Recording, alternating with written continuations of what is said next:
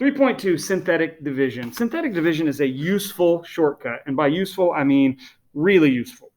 We're trying to divide two polynomials. Specifically, we're dividing by this binomial here, x minus 3. And it's going to be really quick once you know this shortcut. You could do long division. I don't think you want to, though. What you're going to need, though, is you're going to take this thing on the bottom and you're going to look at the 0. All right. The 0 value of this is 3. So we don't really want to use x minus 3. We want to use 3. So here's the setup. Okay. The setup is take your coefficients from the numerator, 4 and negative 15, 11 and negative 10. Draw a little box. Okay. Now this box, you should leave room enough to write a whole row of numbers. Okay. Sometimes people don't leave room. Leave a little space underneath the numbers. Leave room enough to write a row of numbers. And then write your 0 number over here. Okay? The rules for synthetic division are this. Rule 1, add down. And 2, multiply diagonal. And then you're going to loop back and do it again. Okay? So if I start at this 4 and I add down, I get 4. And I'm going to multiply diagonal. 3 times 4 is 12. Okay. Add down, you're going to get negative 3. And multiply diagonal, you're going to get negative 9.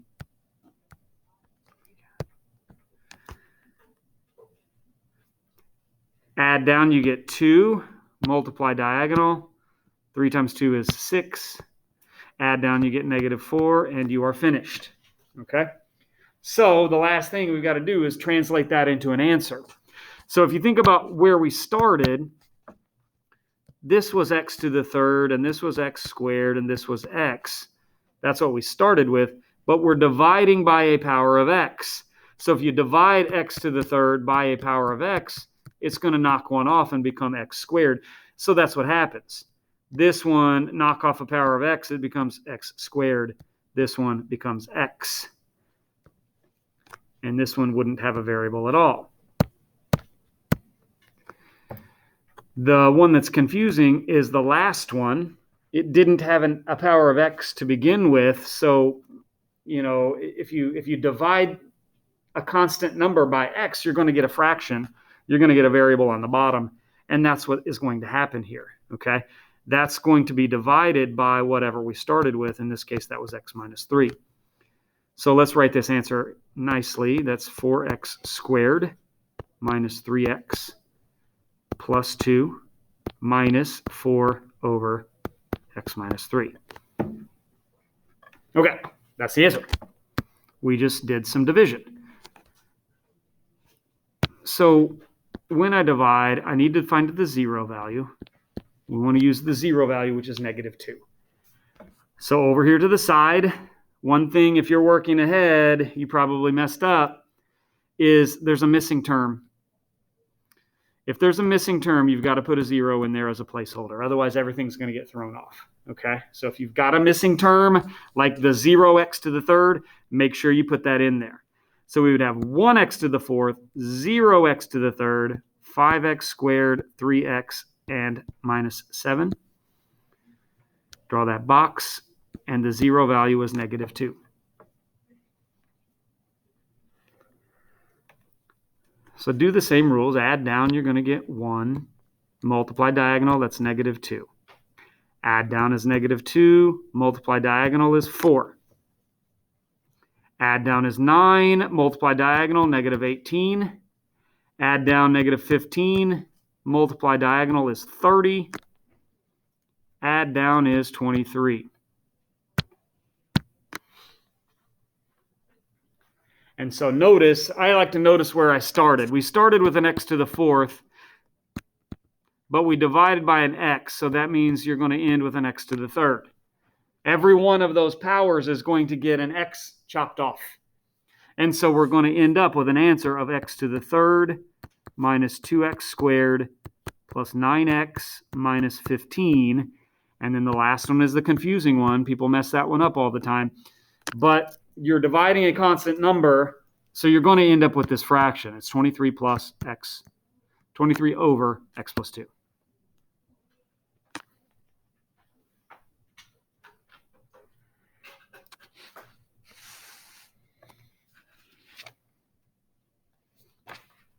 Remainder theorem says if a polynomial f of x is divided by x minus k, then the remainder is equal to f of k.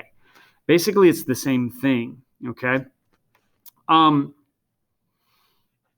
So what? The important thing to remember is we need the x value, or the 0.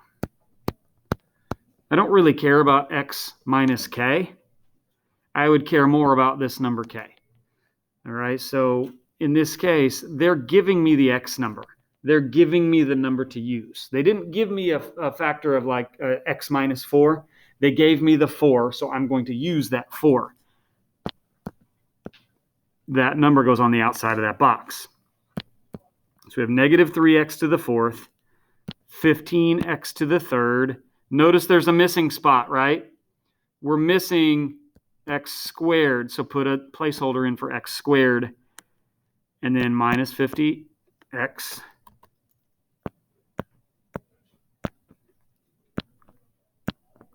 and plus 25. Same rules apply. Add down, you get negative 3. Multiply diagonal, you get negative 12. Add down is positive 3. Multiply diagonal, you get positive 12. Add down is 12. Multiply diagonal is 48. Add down is negative 2. Multiply diagonal is negative 8. Add down is 17. Now, we're not dividing this time. We're trying to find f of 4. And what happens is, what's cool is f of 4 is just going to equal whatever this number was. F of 4 equals 17.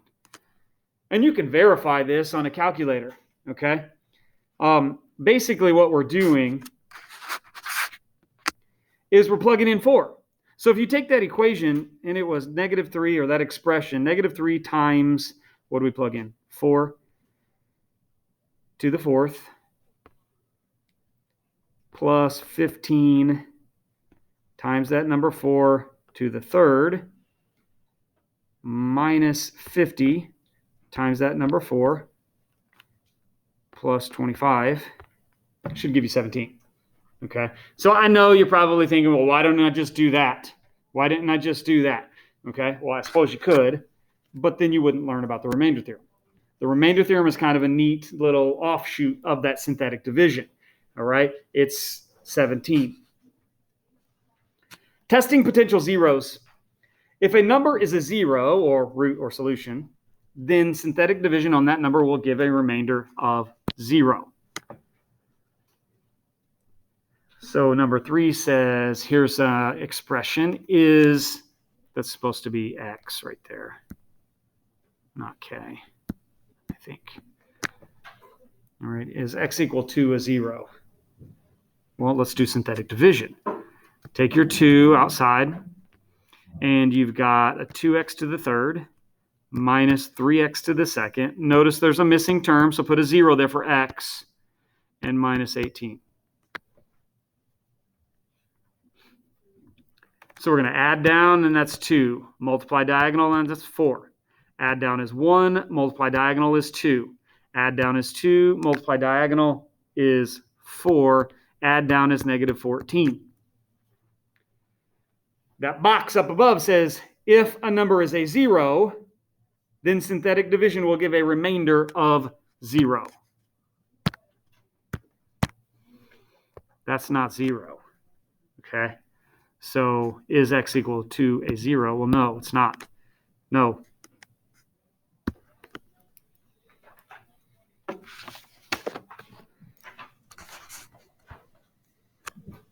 (3b), it's still an x. I don't know why I put k. It's the same question. Is negative 3 a 0? So we do the exact same thing. So you've got 1x to the 4th, negative 4x to the 3rd, negative 14x squared, 36x, and 45. All right, we don't have any missing terms that time. But they're giving you the number to use. If they give you the number to use, then you use it. Minus 3.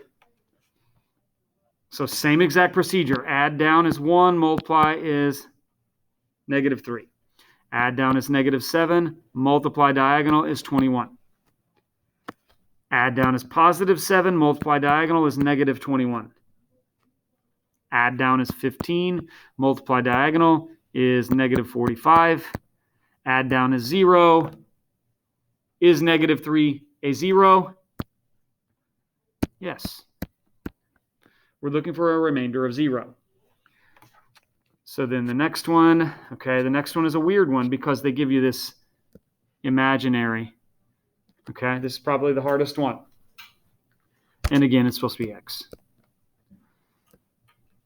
Is that a weird imaginary thing a 0?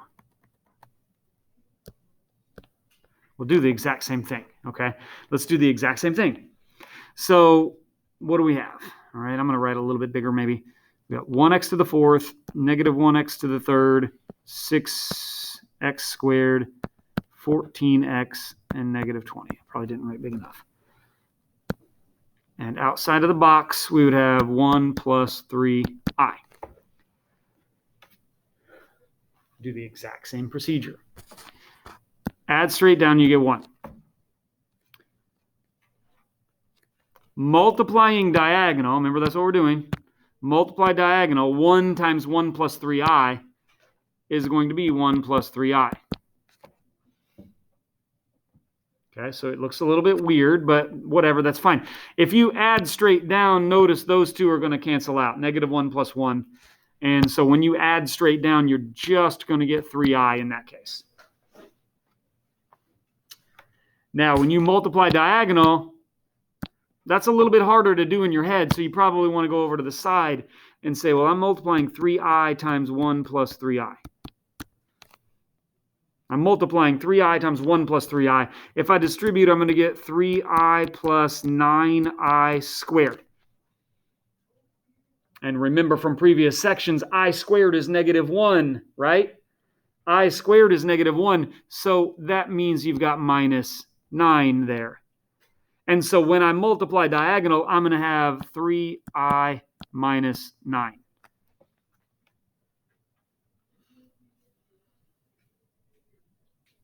And when I add straight down, I'm going to get 3i, and then 6 minus 9 is minus 3. 3i minus 3 there. But then I have to multiply diagonal, right? Multiply diagonal. And so if you multiply diagonal, that's going to be a FOIL problem. You're going to have 1 plus 3i. Oh my gosh. Let's try this again. Times 3i minus 3. You need to multiply that. So double distribute. You're going to have 1 times 3i is 3i. 1 times minus 3. 3i times 3i is plus 9i squared. And 3i times negative 3 is minus 9i. 9i squared would be minus 9. And combining like terms, 3i minus 9i is negative 6i. And negative 3 minus 9 is negative 12. We're going to have negative 6i minus 12.